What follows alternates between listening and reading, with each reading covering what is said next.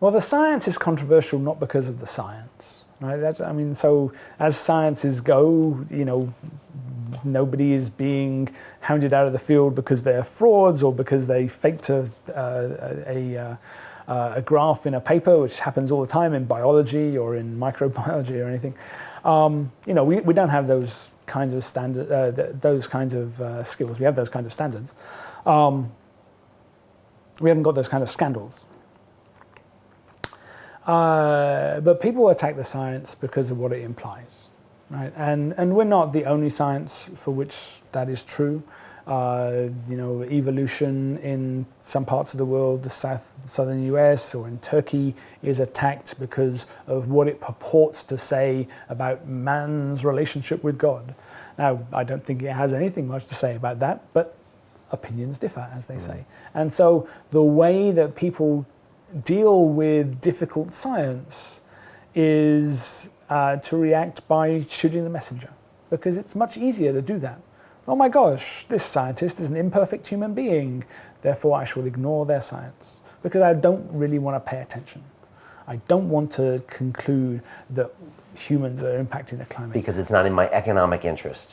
It could be economic, it could be worldview, it could be religious, it could be ideological, it could be tribal, right? Science comes from, highly educated people on the coasts of the US. That's a horrible stereotype. Science is being done all the way across the US, but it's clear that there are cultural divisions in the US that are being this is a period in which they're amplified, and unfortunately climate change and climate science has been taken along for that ride, and so that's a pretty bumpy ride. But you find people who have never given climate science a thought dismissing the science of climate, mainly because that's what their tribe is doing. And there's a few key voices that are trying to break out of that, but unfortunately that's a big part of it.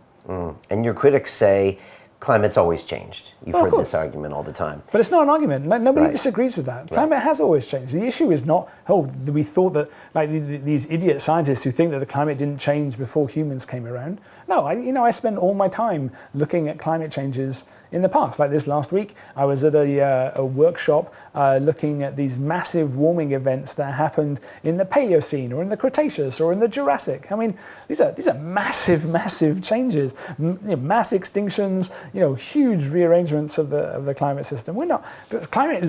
Science is not unaware that big things have happened before. I mentioned the ice ages before. Of course climate has always changed. That's a stupid question. Yeah. Right? It's not a stupid question. But it's used a lot, it's right? True. Yeah. But it doesn't imply what people are trying to make it imply. Okay. Other critics say it's not man-made. They say, well, all of this stuff, we can't attribute it to be that, right? You've heard that one as well. Well, but then you show them the attribution studies and you show them how to do it and you show them, okay, well, here's like 5 different ways to do it, and you all come up with the same answer, right? They're just like, well, I'm just going to go into another argument there. You're a bad person. It's like, you get that a lot. I do get that a lot, and it's quite funny. You may resonate with this one, but I haven't got a lot of hair, right? And I haven't had a lot of hair for a long time, and I kind of liken most of the personal attacks that come my way to somebody coming up to me in the playground at school and saying, "You dirty hippie, you should get your hair cut," and you're going, "What?" And so most of it is like, it's just like they insult you, but they don't know you. They have no idea who you are, what you do, or what things. And so you've got this like weird kind of internet doppelganger that exists, that people like they take their name and they say all these terrible things about that person, and it just happens to be your name and it's your job, but it's not you. And these people are just it's you become kind of, I wouldn't say iconic, perhaps symbolic of other things that they don't like, or they So can't. the intellectual arguments against your theories in science are just very base, and they don't have a lot of intelligence to No, them. because if you actually talk to the scientists and you go to the meetings and you see who's working on interesting things, the number of credible challenges to the mainstream view of what's been going on is pretty close to zero. Okay. Even though it's getting more momentum now, this thought. Well, it's always been bubbling there, Okay. you know, and it bubbles up when it's useful for people to have it bubble up. Right. And so these things get amplified by commentators, these things get amplified by politicians when it's kind of useful for them to be doing so. And, you know, you'd rather wish that they didn't do that, they'd find something else to talk about.